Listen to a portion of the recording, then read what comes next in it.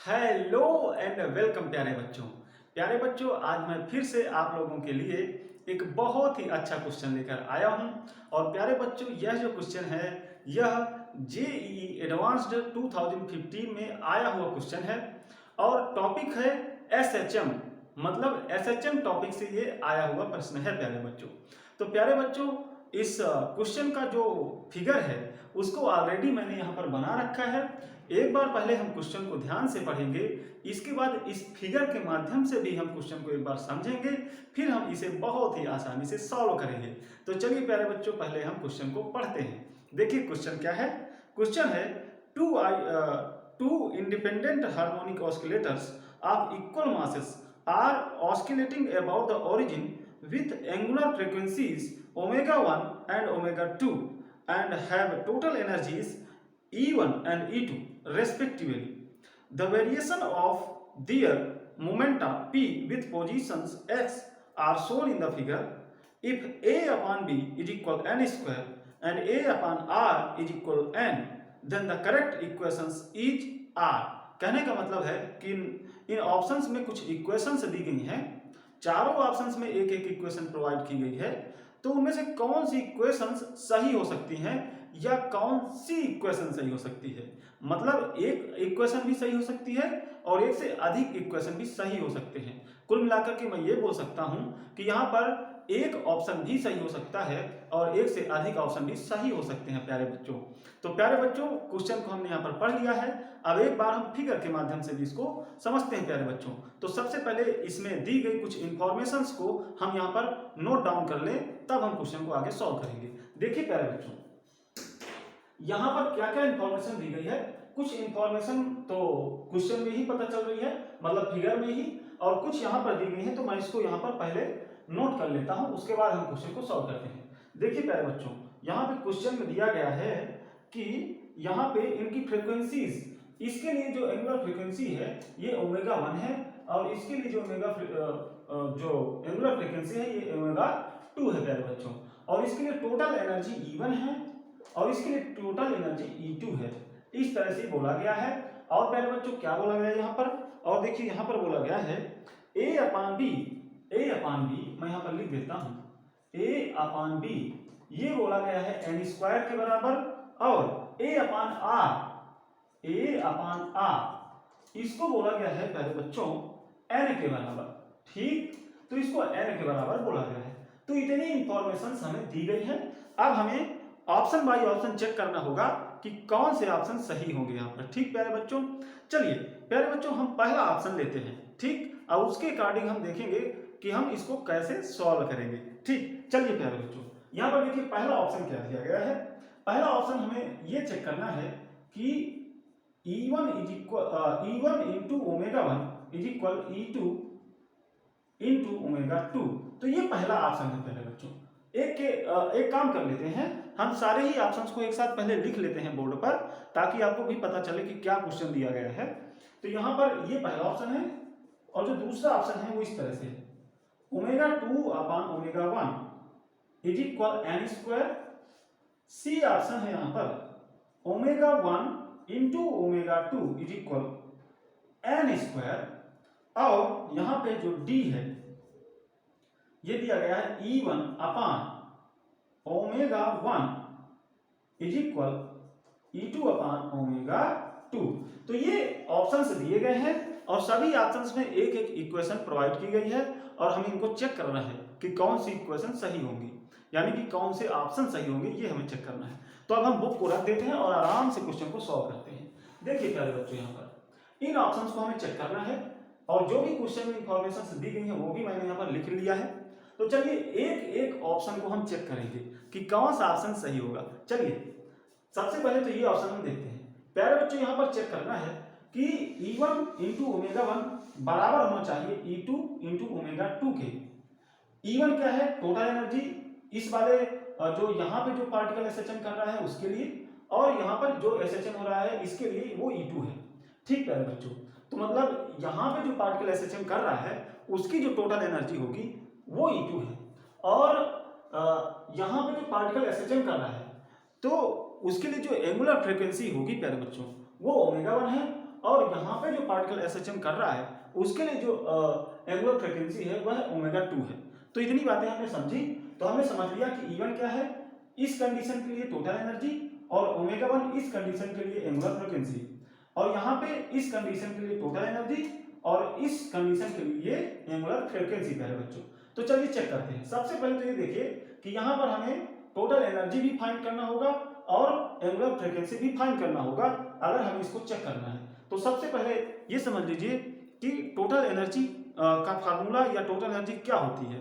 देखिए total energy प्यारे बच्चों हमारे पास होती है E = 1/2 mVmax का स्क्वायर। तो ये टोटल एनर्जी होती है प्यारे बच्चों। और एंगुलर फ्रीक्वेंसी कितनी होती है?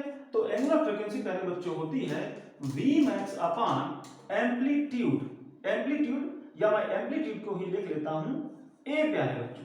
तो ये होती है। अगर आपको ये फार्मूले डायरेक्टली याद नहीं है तो मैं आपको बता देता हूं कि ये कैसे आते हैं प्यारे बच्चों।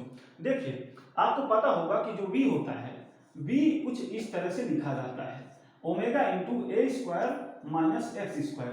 तो ये V के लिए फार्मूला होता है, मतलब किसी भी पोजीशन पर क्या स्पीड होगी एसएचएम करते हुए पार्टिकल की, वो यहां से हम फाइंड कर सकते हैं।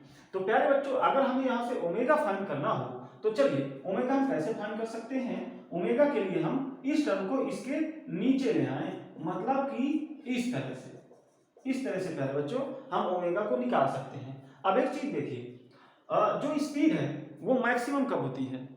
प्यारे बच्चों आपको पता होगा कि जैसे कोई पार्टिकल इस तरह से एसएचएम कर रहा है, एक बार ऐसे और ये मीन पोजीशन है, तो आपको पता होगा कि एक्सट्रीम पोजीशन पर v 0 होता है। एक्सट्रीम पोजीशन पर v 0 होता है और मीन पोजीशन पर यह मैक्सिमम होता है। तो मीन पोजीशन पर यह मैक्सिमम होती है प्यारे बच्चों।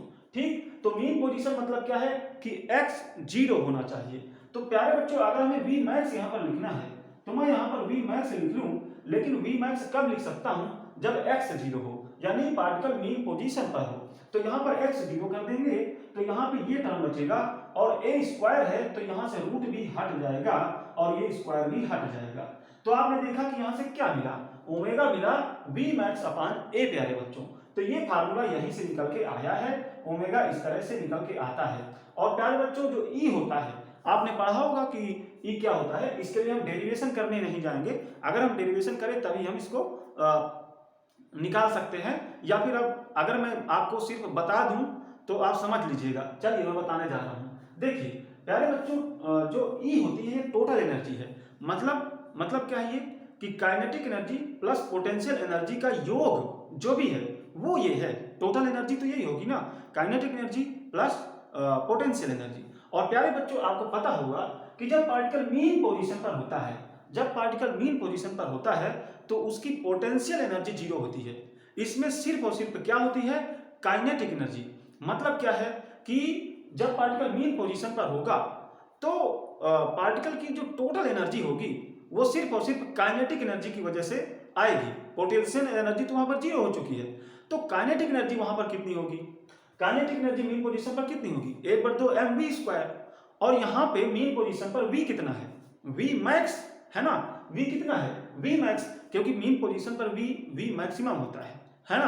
तो कुल मिला के अगर मीन पोजीशन पर हम देखें तो मीन पोजीशन पर हम जो टोटल एनर्जी लिखी जा सकती है वो सिर्फ लिखी जा सकती है काइनेटिक एनर्जी के कारण, और यहाँ पे v मैक्सिमम होता है, इसलिए टोटल एनर्जी बराबर काइनेटिक एनर्जी बराबर 1/2 mv max का स्क्वायर। अगर आप समझ गए हो तो ये फार्मूला यहीं से निकल के आया है प्यारे बच्चों, 1/2 mv max का स्क्वायर। तो ये दोनों ही फार्मूले आप समझ गए होंगे। अब इसको हम यहाँ से मिटा देते हैं प्यारे बच्चों, इसको यहाँ से आप मिटा दीजिए। ठीक है, इसको यहाँ से मिटा दीजिए प्यारे बच्चों। अब ये फार्मूले होंगे, अब इन फार्मूलों की मदद से हम इनको चेक करने जा रहे हैं प्यारे बच्चों। अब देख लीजिए E1 कितना होगा, तो E1 इसके लिए टोटल एनर्जी है। तो देखिए अगर हम देखें तो सबसे पहले इसके लिए हमें चाहिए V max। तो प्यारे बच्चों V max यहाँ पर क्या हो जाएगा, एक चीज देखिए, ये जो ग्राफ दिए गए हैं इसमें क्या बताया गया है, इसमें पोजीशन के अकॉर्डिंग क्या मोमेंटम होगा पार्टिकल का वो बताया गया है ना। तो ये मोमेंटम को बता रहा है ये एक्सिस, और ये एक्सिस पोजीशन को बता रहा है बच्चों। और अभी हमने देखा कि जब पोजीशन जीरो होगी, यानी जब पार्टिकल मीन पोजीशन पर होगा तो जो वेलोसिटी है उसका मैग्नीट्यूड मैक्सिमम होगा या स्पीड मैक्सिमम होगी प्यारे बच्चों। अब एक चीज देखिए, ये मोमेंटम है, तो अगर मैं मोमेंटम को लिखूं तो मोमेंटम कुछ इस तरह से लिखा जा सकता है प्यारे बच्चों। मोमेंटम को हम इस तरह से लिखते हैं, ये मोमेंटम लिखते हैं, और अगर हम इसका सिर्फ और सिर्फ मैग्नीट्यूड लिखना चाहें तो हम इसको इस तरह से भी लिख सकते हैं, P equal m into v, जहां पर ये स्पीड है प्यारे बच्चों। अब एक चीज देख लीजिए, अभी हमने देखा कि एसएचएम करते हुए पार्टिकल की जो स्पीड है वो एक्सट्रीम पोजीशन पर जीरो होगी और मीन पोजीशन पर मैक्सिमम होगी। तो मोमेंटम भी क्या होगा, मोमेंटम का मैग्नीट्यूड भी एक्सट्रीम पोजीशन पर जीरो होगा और मीन पोजीशन पर मैक्सिमम होगा। क्यों? क्योंकि मोमेंटम अभी हमने पढ़ा कि मोमेंटम क्या होता है, m इंटू वी, ये मोमेंटम का मैग्नीट्यूड होता है। तो प्यारे बच्चों अगर इधर हम v जीरो ले लें तो p भी जीरो हो जाएगा, और v मैक्सिमम ले लें तो p भी मैक्सिमम हो जाएगा। मतलब ये है कि अगर v मैक्सिमम तो p मैक्सिमम, v जीरो तो p जीरो, है ना। तो प्यारे बच्चों v मैक्सिमम कहां पर होता है ये बताइए। v मैक्सिमम अभी मैंने बताया कि मीन पोजीशन पर होता है, यानी पार्टिकल जब x बराबर जीरो पर, तो यहां पर देख लीजिए मीन पोजीशन ये बनेगी और इस टाइम v मैक्सिमम होगा, इसलिए p भी मैक्सिमम होगा। और आप देख भी सकते हैं कि इस ग्राफ में यहीं पर p मैक्सिमम फाइंड हो रहा है, और कहीं देखिए तो v का जो मैग्नीट्यूड है यानी कि जो p का मैग्नीट्यूड है वो कम है। तो ये देखिए यहाँ पर मैक्सिमम भी ये मिल रहा है, और ये कितना मिल रहा है, तो प्यारे बच्चों ये b मिल रहा है, b, तो p यहाँ पर b मिल रहा है। मैं यहाँ पर लिख लेता हूँ कि जो p मैक्सिमम मिल रहा है वो मिल रहा है प्यारे बच्चों b, और p मैक्सिमम कितना होता है, m इंटू वी मैक्सिमम। जब v मैक्सिमम रखोगे तभी तो p मैक्सिमम मिलेगा। अभी मैंने बताया यहाँ पर कि जब v मैक्सिमम होगा तब p मैक्सिमम होगा, है ना। तो इसको हम v के बराबर लिख सकते हैं, और यहाँ से v मैक्सिमम कितना हो जाएगा, v मैक्सिमम हो जाएगा प्यारे बच्चों b अपान m, है ना। तो ये हो जाएगा b अपान m प्यारे बच्चों। इसी तरह से अगर हम यहाँ पर देखना चाहें कि यहाँ पर जो एसएचएम होगा उसके लिए क्या v मैक्सिमम होगा, प्यारे बच्चों हम v मैक्सिमम इसलिए निकाल रहे हैं क्योंकि जो फार्मूले हैं यहाँ पर v मैक्सिमम की जरूरत है ना, इसलिए हम v मैक्सिमम निकाल रहे हैं। तो यहाँ से v मैक्सिमम हमने ये फाइंड किया, और यहाँ जो एसएचएम हो रहा है उसके लिए क्या v मैक्सिमम होगा, तो इसी तरह से निकालिए प्यारे बच्चों। देखिए v मैक्सिमम कहाँ पर होगा, मीन पोजीशन पर, यानी कि जब हमारा मोमेंटम का जो मैग्नीट्यूड है वो मैक्सिमम होगा तब v मैक्सिमम होगा। और प्यारे बच्चों ये कितना होगा यहाँ पर, तो देखिए ये एक सर्कल है, इसलिए इसकी रेडियस ही ये लेंथ हो जाएगी। तो अगर इसकी रेडियस r है तो ये भी r ही प्यारे बच्चों हो जाएगा, और ये p मैक्सिमम होगा, p मैक्सिमम होगा। इसके लिए मैं यहाँ पर लिख देता हूँ, p मैक्सिमम इसके लिए होगा r, और p मैक्सिमम कितना होगा, m इंटू v मैक्सिमम। और एक चीज समझ लीजिए प्यारे बच्चों, m दोनों ही कंडीशन के लिए सेम है, ऐसा क्वेश्चन में बोला गया है कि ये दोनों ना इक्वल मासेस के लिए हैं, है ना।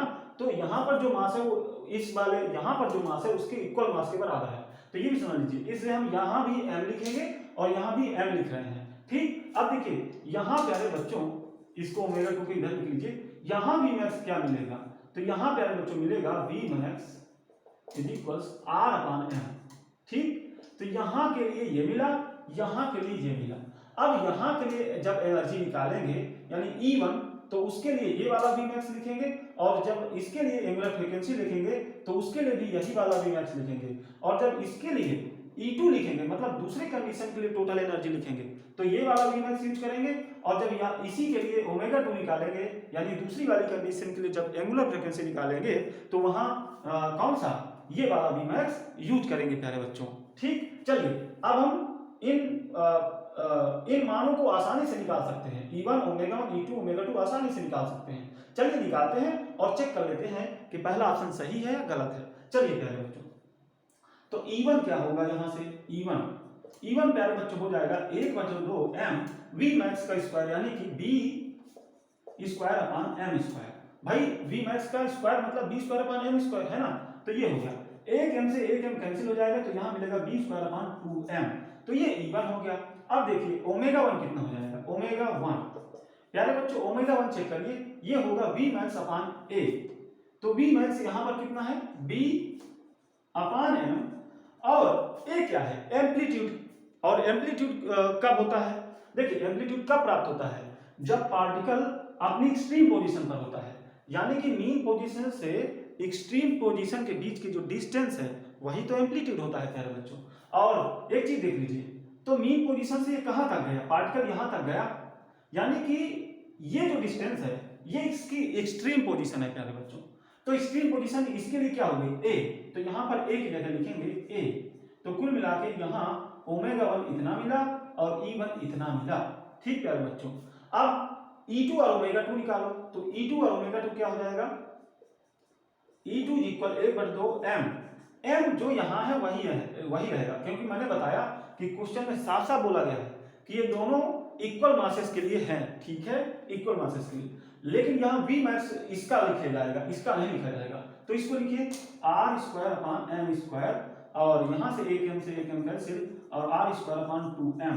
तो यहाँ E2 मिल गया प्यारे बच्चों, और ω2 क्या मिल जाएगा, तो ω2 मैं यहाँ पर लिखे दे रहा हूँ V मैक्स अपान एम्पलीट्यूड वाला फार्मूला लगेगा, लेकिन V मैक्स यहाँ पर ये वाला लिखा जाएगा r/m, और एम्पलीट्यूड इसके लिए क्या है r, यहाँ से यहाँ तक के बीच की डिस्टेंस यानी r, तो r से r कैंसिल, तो यहाँ पे जो मिला V वो ω2 को मिला 1/m।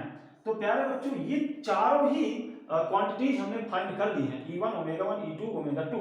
अब चारों को फाइंड जब कर लिया हमने, तो यहाँ पे ये इक्वेशन आराम से चेक कर सकते हैं। चलिए प्यारे बच्चों, पहले हम जगह बना लें फिर चेक करें। तो जगह बनाने के लिए हम क्या करें, यहाँ पे ये सारी चीजें मिटा लेते हैं। इसको ना मिटाइए, b²/2m कितना है, देखिए b²/2m ये किसकी वैल्यू है, E1 की, इसको लिखे रहिए क्योंकि अभी इसका काम करेगा। ठीक, हम क्या करें, हम इसको मिटा लें इस फार्मूले को, क्योंकि इसकी अब जरूरत नहीं है, और यहीं पर चेक कर लेते हैं। तो हमें सबसे पहले LHS को चेक करना होगा, फिर RHS को चेक करना होगा, फिर देखेंगे कि क्या LHS बराबर है RHS के, अगर बराबर है तो इक्वेशन सही है। चलिए देखिए यहाँ पर प्यारे बच्चों, तो E1 ओमेगा बराबर E2 ω2 ये हमें चेक करना है। जरा इनकी वैल्यूज रखते जाइए। E1 कितना आया है b²/2m, ω1 कितना है b/m और E2 कितना है, एक साथ चेक कर लो, अगर दोनों पक्ष बराबर आ गए तो सही है, नहीं तो गलत है, या फिर अलग अलग चेक कर लो, एक साथ ही रख लेते हैं। चलिए E2 कितना है, E2 प्यारे बच्चों यहाँ पर E2 कितना आया है, देखिए r²/2m, हाँ r²/2m ये आया है E2, और ω2 आया है 1/m। तो ये चीजें हैं। अब देखिए इसको चेक करिए प्यारे बच्चों, यहाँ पे क्या मिला, यहाँ पे देखिए ये पक्ष जो मिला है, देखिए आप अलग अलग चेक कर लीजिए, क्योंकि हो सकता है कुछ लोग क्या करें कि यहाँ से m से m कैंसिल कर लें तो ऐसा क्या होगा, ऐसे में बराबर नहीं प्रूव होगा। ठीक, तो चलिए, या फिर ऐसा हो कि अगर आप कैंसिल करते जाएं तो दोनों पक्षों में कुछ ना बचे, सिर्फ 1 बचे, तो हो सकता है तो भी आपकी इक्वेशन सही मानी जाएगी। ठीक है, तो अलग अलग आप चेक कर लीजिए, लेकिन अगर कोई इस तरह से भी चेक कर रहा है इसको कैंसिल करके, तो चेक कर सकता है, लेकिन मैंने बताया कि वहां पर दोनों ही साइड 1 बचना चाहिए फिर। ठीक है, तो उस तरह से भी चेक कर सकते हैं। तो चलिए हम अलग अलग इसको चेक कर लेते हैं ताकि बच्चों को कंफ्यूजन ना हो। ठीक है, चलिए, तो देखिए ये पक्ष कितना आया, ये LHS का है, ये RHS का है। ठीक, देखिए ये आया b³ अपान कितना हुआ 2m²a, और ये कितना आया प्यारे बच्चों, इधर देखिए ये आया r²/2m², ये आया प्यारे बच्चों। अब हमें चेक करना है कि क्या ये दोनों आपस में बराबर हैं। तो कैसे चेक करेंगे प्यारे बच्चों, एक चीज देखिए, यहाँ पे दो चीजें हमसे और बोली गई, एक ये। ठीक, तो यहाँ से अगर हम कुछ चीजों को फाइंड करने की कोशिश करें तो कैसे कर सकते हैं वो जरा देखिए। यहाँ पे प्यारे बच्चों एक चीज देख लीजिए, यहाँ पे r का टर्म हम लाए, तो r के टर्म के लिए हम क्या कर सकते हैं, यहाँ पे r इक्वल क्या लिख सकते हैं, r इक्वल a/n लिख सकते हैं प्यारे बच्चों, है ना। तो यहाँ पे एक काम कर लेते हैं, यहीं पे हम रख लेते हैं, ताकि मतलब एक ही क्वांटिटीज के टर्म में अगर बना लेंगे तभी तो हम तुलना कर पाएंगे, अन्यथा तुलना कैसे कर पाएंगे। तो मैं एक काम यही कर रहा हूँ कि अगर इधर b और a है तो इधर भी b और a ले लिया जाए, किसी तरह से ले आया जाए, या सेम टर्म में हम अगर प्राप्त कर पाए वैल्यूज को तो तुलना हो जाएगी, ये मैं कर रहा हूँ। तो चलिए, चाहे इसको ले आइए चाहे इसको ले आइए, तो इसी को लाने की कोशिश करते हैं। r की जगह पे ये रख लें अगर, तो यहाँ मिल जाएगा हमें a square upon 2m square n square, ये मिल जाएगा मेरे बच्चों, है ना, ये मिल जाएगा। अब देखिए एन स्क्वायर की जगह पे क्या लिख सकता हूँ, ए अपॉन बी, तो यहाँ पे हम लिख रहे हैं ए अपॉन बी, तो ए यहाँ बी यहाँ से एक ए से एक कैंसिल हो जाएगा, तो यहाँ इतना बचेगा, तो कुल मिला के यहाँ बचा a into b upon 2m square, जबकि यहाँ क्या बच रहा है 2m स्क्वायर, तो यहाँ भी है नीचे, लेकिन ये बच रहा है बी क्यूब अपॉन ए, यहाँ 2m स्क्वायर नीचे है, लेकिन यहाँ ऊपर a by b, a into b बच रहा है, इसलिए ये इक्वेशन फेल हो गई, ये सही नहीं है, क्योंकि एलएचएस आरएचएस के बराबर नहीं है प्यारे बच्चों, तो पहला ऑप्शन तो गलत हो गया। चलिए सेकंड ऑप्शन सही करें, देखते हैं क्या सही है कि गलत है। एक बात बता दूं प्यारे बच्चों, क्वेश्चन में मुझे टाइम हमेशा लगता है, जब भी आप मेरे वीडियोस देखेंगे तो एक एक क्वेश्चन 20-20 मिनट से कम तक मैं नहीं बताता। क्यों? क्योंकि मेरी आदत है कि मैं एक एक चीज समझा समझा कर बताता हूँ, बस ऐसा नहीं कि मैं सॉल्व कर लूँ जल्दी से, किसी को समझ में आए चाहे ना आए, मेरा काम है समझाना, इसलिए मैं आराम आराम से सॉल्व करता हूँ। तो चलिए प्यारे बच्चों, यहाँ पर पहला ऑप्शन मैंने समझा दिया है, और जिस तरीके से देखिए मैंने समझाया है आपको, अगर आपको ना समझ में आया हो तो बताइएगा, क्योंकि मैंने काफ़ी डिटेल में चीज़ों समझाया है, और मैं समय लेकर के क्वेश्चन को समझाता हूँ, ऐसा नहीं कि तुरंत ही सॉल्व कर दूँ। अभी मैं पेपर थोड़ा ना दे रहा हूँ कि मुझे जल्दी है, पेपर दूँ तब मुझे जल्दी जल्दी करना होगा, मैं तो अभी आपको समझा रहा हूँ, इसलिए मैं टाइम लेकर क्वेश्चन को करता हूँ प्यारे बच्चों। चलिए यहाँ पे पहला ऑप्शन हमने चेक कर लिया, अब हम दूसरा ऑप्शन चेक कर रहे हैं। दूसरे ऑप्शन में ये चेक करना है omega 2 upon omega 1 n square के बराबर है या नहीं है, ये चेक करना है। तो हम कर लेते हैं, ओमेगा 2 कहाँ पर है, ओमेगा 2 है प्यारे बच्चों 1 अपॉन m, तो चेक क्या करना है, सबसे पहले तो वो लिख लीजिए omega 2 upon omega 1 n square के बराबर है या नहीं। तो ओमेगा 2 कितना है, रखिए यहाँ पर 1 अपॉन m, ओमेगा 1 कितना है वो ये भी रखिए यहाँ पर b अपॉन m a, तो m से m कैंसिल हो गया, ये बचा a बाई बी, और प्यारे बच्चों a बाई बी की वैल्यू दी गई है एन स्क्वायर, इसका मतलब इसकी वैल्यू हो गई एन स्क्वायर, और एन स्क्वायर इसको हमें लाना भी था, तो कुल मिला के यहाँ पे एलएचएस और आरएचएस बराबर है प्यारे बच्चों, इसलिए ऑप्शन नंबर बी जो है वो सही है। तो ऑप्शन नंबर बी प्यारे बच्चों सही हो गया है। तो देखिए अभी हम यहाँ पर चेक कर पाए हैं कि ऑप्शन नंबर बी जो है वो सही है। ऑप्शन नंबर ए क्या था, गलत, ऑप्शन नंबर बी क्या है, सही है प्यारे बच्चों। अब हम चेक करेंगे ऑप्शन नंबर सी को, यहाँ पे हमें चेक करना है कि ओमेगा 1 इंटू ओमेगा 2 बराबर एन स्क्वायर होना चाहिए। तो चलिए इन दोनों का इंटू करिए, 1 बाई एम इंटू करिए ओमेगा 1 के साथ, ये कर लीजिए पहले बच्चों।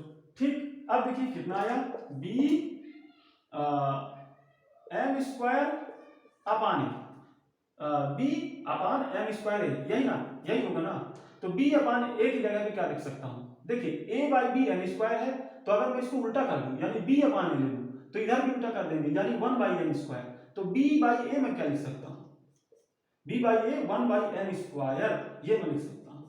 तो कुल मिला के ये इतना बचा प्यारे बच्चों, ठीक, और हमें लाना कितना था एन स्क्वायर, तो इस बार हमने देखा कि एलएचएस और आरएचएस बराबर नहीं है प्यारे बच्चों, इसलिए ये ऑप्शन गलत हो जाएगा। तो ऑप्शन नंबर सी प्यारे बच्चों गलत हो गया, तो ऑप्शन नंबर सी क्या हो गया, गलत हो गया। अब हमें डी को चेक करना है, देखिए डी को चेक कर लीजिए, ये चीजें मतलब E1 अपान ओमेगा 1 बराबर है क्या E2 अपान ओमेगा 2 के, ये चेक करना है। तो चलिए वैल्यूज तो हमें सारी पता ही है यहाँ पर, तो E1 की जगह पे क्या लिखेंगे, ये बी स्क्वायर अपान 2m और अपान में omega 1 b upon m a. तो देखिए इसकी वैल्यू कितनी आएगी, पहले हम एलएचएस को चेक कर रहे हैं, बाद में हम आरएचएस को चेक करेंगे, और अगर दोनों आपस में बराबर आ जाएंगे तो हमारा इक्वेशन सही होगा। ठीक, तो पहले हम एलएचएस के लिए चेक कर रहे हैं, यानी E1 अपान ओमेगा 1, तो अभी हमने इतना लिया, तो यहाँ पे एम कट गया, बी से बी कट गया, देखिए क्या मिला, ये यहाँ पर ऊपर चला जाएगा, तो ये मिला ए बी बाई 2 मिला प्यारे बच्चों, ए बी बाई 2, और अगर इधर से भी ए बी बाई 2 मिल गया तो हमारा इक्वेशन सही हो जाएगा। तो चलिए अब इसको चेक करते हैं, तो यहाँ पे E2 अपान ओमेगा 2 करना है, तो E2 कितना है आर स्क्वायर अपान 2m, अपान में क्या चाहिए ओमेगा 2 यानी 1 बाई एम, तो m से m कैंसिल कर लीजिए, यहाँ क्या मिला आर स्क्वायर बाई 2, तो आर स्क्वायर बाई 2। अब मैंने बोला कि अगर हमें कंपेरिजन करना है, तो चीज़ों को कंपेयर करना है, तो हमें सेम टर्म में चीज़ों को लाना भी होगा। अगर इधर ए बी है तो इधर भी ए बी के टर्म में ही हमें इक्वेशन को फाइंड करना होगा। तो चलिए प्यारे बच्चों देखते हैं आर स्क्वायर को हम क्या लिख सकते हैं। यहां से आर स्क्वायर को मैं लिख सकता हूं, देखिए क्वेश्चन में ये चीज दिया गया था, ये चीज तो a बाई आर बराबर n, तो r कितना हो जाएगा, r a बाई n हो जाएगा, तो r स्क्वायर कितना हो जाएगा, a square by n square. तो इसके जगह पे मैं लिख लेता हूं a square by n square, और ये 2 तो है ही, ठीक, तो इतना मिला। ठीक, आइए देखिए इसको हम मिटा लेते हैं, इसको मिटा लेते हैं। ये कितना मिला, ये मिला a square upon n square into 2। लेकिन अभी n को भी हम हटा सकते हैं, देखिए कैसे हटा सकते हैं, n स्क्वायर होता है a बाई बी, तो यहां पर लिख दीजिए a बाई बी, तो b ऊपर चला जाएगा और 2, तो एक a से एक कैंसिल हो जाएगा और यहां की मिल जाएगा b a बाई 2। तो आपने देखा कि सेम चीजें हमने फाइंड कर ली, तो यहाँ LHS बराबर RHS हो गया। इसका मतलब ऑप्शन नंबर डी प्यारे बच्चों सही है। तो ऑप्शन नंबर डी क्या हो गया, सही। तो हमने देखा कि ये गलत, ये सही, ये गलत, ये सही। तो इस तरह से 2 ऑप्शन यहाँ पर सही है प्यारे बच्चों। और अगर आपको क्वेश्चन समझ में आया हो, क्वेश्चन अच्छा लगा हो, तो प्यारे बच्चों वीडियो को लाइक जरूर करेंगे। और अगर नहीं समझ में आया हो तो इसको एक बार नहीं दोबारा भी देखेंगे, बहुत डिटेल में मैंने आपको समझाया है, इसलिए आपको समझ में आ ही जाना चाहिए। अगर एक बार में नहीं तो दोबारा में जरूर समझ में आ जाना चाहिए। तो प्रयास करिए, जरूर समझ में आएगा प्यारे बच्चों। अच्छे क्वेश्चन है ये, और SHM टॉपिक के अंतर्गत ये था प्यारे बच्चों। तो प्यारे बच्चों आज के लिए बस इतना ही, अभी के लिए धन्यवाद।